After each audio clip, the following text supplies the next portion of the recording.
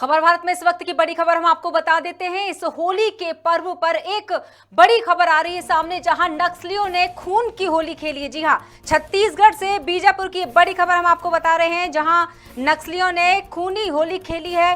पूर्व सरपंच को होली की रात ही उतार दिया मौत के घाट। छत्तीसगढ़ के बीजापुर जिले में नक्सलियों ने होली के दिन होली खेलते हुए, खूनी होली खेलते हुए एक बार फिर बड़ी वारदात को अंजाम दिया, जहां एक ग्रामीण की बड़ी बेरहमी से उसकी हत्या कर दी गई है। होलिका दहन की रात नक्सलियों ने खूनी खेल खेला है। बताया जा रहा है मदेर थाना क्षेत्र के अंगमपल्ली ग्राम में बीती रात ये घटना हुई, जहां पूर्व सरपंच, गांव के ही पूर्व सरपंच यालम शंकर की धारदार हथियार से बेरहमी से हत्या कर दी है नक्सलियों ने। और हमारे साथ जुड़ चुके हैं, इस खबर पर जानकारी देंगे संवाददाता खबर भारत के छत्तीसगढ़ से कांकेर से टोकेश्वर साहू। टोकेश्वर, जिस तरह से होलिका दहन रात की घटना थी, क्या है पूरा मामला? जी, मैं बताना चाहूंगा ये जो मामला है छत्तीसगढ़ के बस्तर संभाग के बीजापुर जिले के मदेर थाना क्षेत्र के अंतर्गत आंगपल्ली गांव का है, जहां होलिका दहन की रात 10 से 15 नक्सली जो है गांव में घुसे और गांव के जो पूर्व सरपंच है यालम शंकर को उठाकर कुछ दूर ले गए और उसे जो है धारदार हथियार से मौत के घाट उतार दिया है।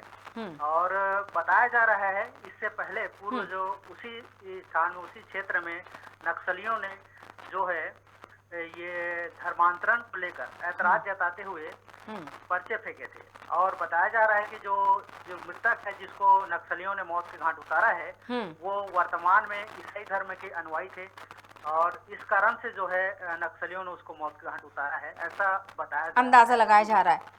बिल्कुल, क्या कहना है वहां? अगर पुलिस थाना प्रभारी की हम बात करना चाहें, संदीप टंडन ने क्या जानकारी दी थी? जी, संदीप टंडन जी का कहना है कि जो है शव को उन्होंने जो है पोस्टमार्टम करवाया, सब करवाया है और उसके बाद जो है ग्रामीणों से पूछताछ कर रहे हैं और बाकी जो उन्होंने मार्ग कायम कर लिया है और आगे जो जांच में जुट गई है और जो नामी नक्सली है उनके खिलाफ में जो है उन्होंने हत्या का मामला दर्ज कर लिया है। बिल्कुल, जिस तरह से टोकेश्वर, अगर इससे पहले भी धर्मांतरण को लेकर जो विवाद, जो शायद कुछ विरोध जताया जा रहा था, जिस बात को लेकर नाराजगी चल रही थी, पुलिस प्रशासन को सख्ती बढ़ा देनी थी, यानी कि कभी ना कभी ये घटना हो सकती थी और आखिरकार वही हुआ, एक जरा सी लापरवाही, अनदेखी और गांव के पूर्व सरपंच की हत्या। जी, बताना चाहूंगा नक्सली जो है पूर्व में लगातार धर्मांतरण को लेकर पर्चे भी जारी कर रहे थे। पहले तो नक्सली जो है पुलिस के मुखबिरों को जो है अपना निशाना बना रहे थे, पर अब जो है नक्सली जो धर्मांतरण कर रहे हैं, सही धर्म के अनुयायी हैं या फिर और किसी धर्म में जो धर्मांतरण कर रहे हैं, उनको भी अपना निशाना बनाते हुए ये लोग जो है मौत के घाट उतार रहे हैं। तो इसे देखते हुए पुलिस को एहतियात बरतना चाहिए था और जो है उस क्षेत्रों में गश्त और जो है अपनी सेना जो है वहां बढ़ा देनी चाहिए थी, पर ये जो है पुलिस की लापरवाही भी कहा जा सकता है। मगर पुलिस भी क्या है अपने तरफ से लोगों को पूरी जागरूक कर रही है और नक्सलियों से बचाने की कोशिश करते हैं। पुलिस प्रशासन भी लगातार जो है नक्सलियों को मुंह तोड़ जवाब देने के लिए अपना जो है कदम आगे बढ़ाते रहती है। बिल्कुल, इसमें कोई दो राय नहीं है, लेकिन जहां आहट हो जाती है आने वाले एक किसी दुर्घटना की, किसी अपराध की, तो वहां पर सख्ती दिखाना, समय पर सख्ती दिखाना बहुत जरूरी हो जाता है। टोकेश्वर, बहुत बहुत शुक्रिया तमाम जानकारियों के लिए। हम पूरी कोशिश कर रहे हैं संदीप टंडन को जोड़ने की, थाना प्रभारी है उस क्षेत्र के, और ये वाकई एक सवाल है कि अगर इससे पहले भी नक्सलियों की आहट सुनाई दी थी जब धर्मांतरण को लेकर पर्चे बांटे जा रहे थे, कहीं ना कहीं जब ये बात नजर आई कि नक्सली कभी भी बड़ी वारदात को अंजाम दे सकते हैं, तो वहां प्रशासन सख्त क्यों नहीं हुआ? क्यों एक जरा सी लापरवाही ने आखिरकार पूर्व सरपंच यालम की आखिर जान ले ही ली? नक्सलियों ने, जहां हमारी बात हो रही थी, टोकेश्वर हमारे संवाददाता बता रहे थे कि 10 से 15, जानकारी के मुताबिक 10 से 15 नक्सली थे, जिन्होंने पहले तो पूर्व सरपंच को उठाया और कुछ दूर ले जाकर धारदार हथियार से उनकी हत्या कर दी। मदेर थाना क्षेत्र के अंगमपल्ली ग्राम का ये मामला बताया गया है। छत्तीसगढ़ के बीजापुर जिले की ये वारदात।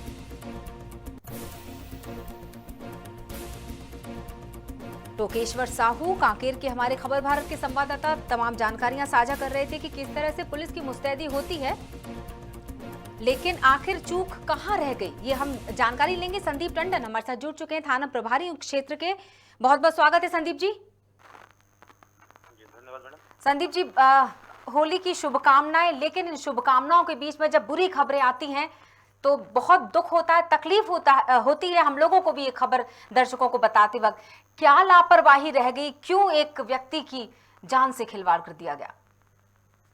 देखिए मैडम, ये जो हमारा थाना क्षेत्र है पूरे नक्सल से घिरा हुआ थाना क्षेत्र है।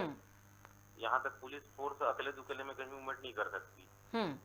हम लोग को कहीं किसी गांव जाने के लिए पर्याप्त मात्रा में बल और हथियारों के साथ आना जाना पड़ता है।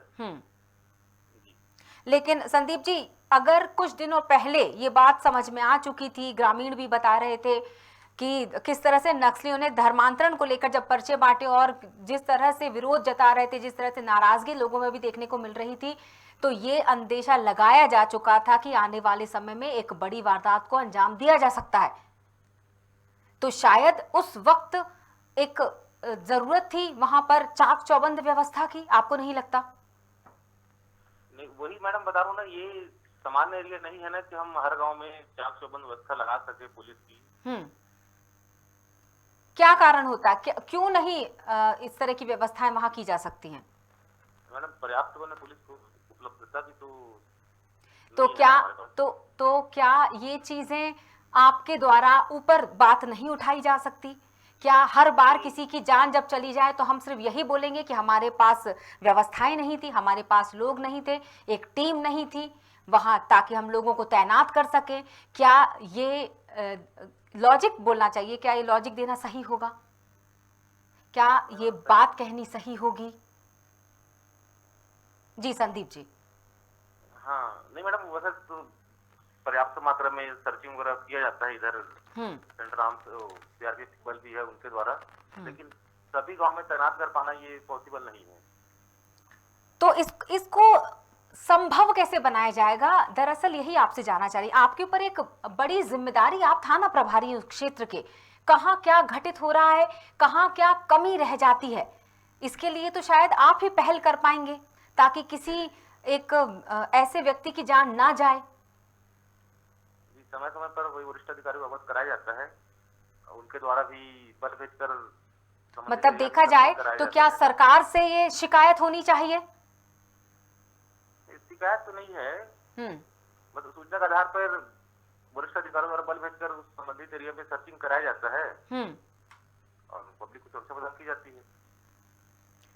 सिर्फ उस समय के लिए जिस समय ये घटना को अंजाम दिया जा रहा था, त्योहारों के समय में, मैं आपको बता दूं, अगर प्रदेश की बात की जाए, प्रदेश की सभी जगहों पर तैनात हैं पुलिसकर्मी, अपने परिवार को छोड़कर ड्यूटी पर तैनात होते हैं। हम आप लोगों के आभारी हैं, लेकिन इस त्योहार पर ही घटित हो गई ये घटना, तब जबकि सारी व्यवस्थाएं होती हैं।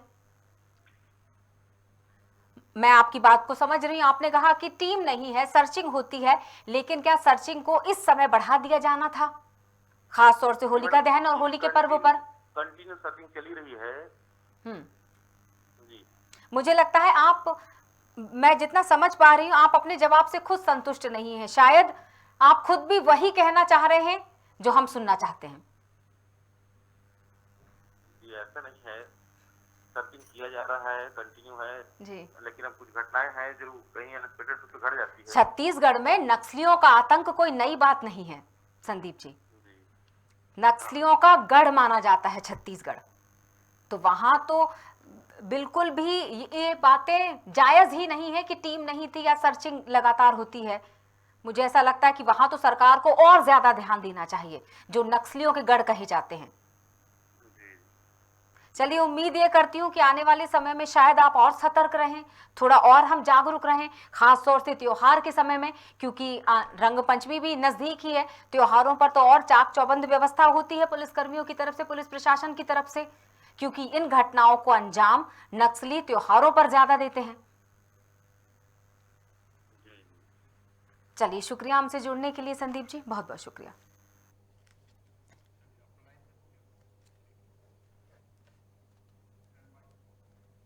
आपको बता रहे थे कि छत्तीसगढ़ के बीजापुर जिले में किस तरह से नक्सलियों ने एक बार फिर से एक बुरी वारदात को अंजाम दिया। एक पूर्व सरपंच की हत्या कर दी गई होलिका दहन के दिन, लेकिन सर्चिंग के बावजूद इस हत्या को, इस वारदात को अंजाम दिया नक्सलियों ने। उनके हौसले इतने बुलंद हो चुके। फिलहाल के लिए इस बड़ी खबर में इतना ही। बने रहिए खबर भारत के साथ। नमस्कार।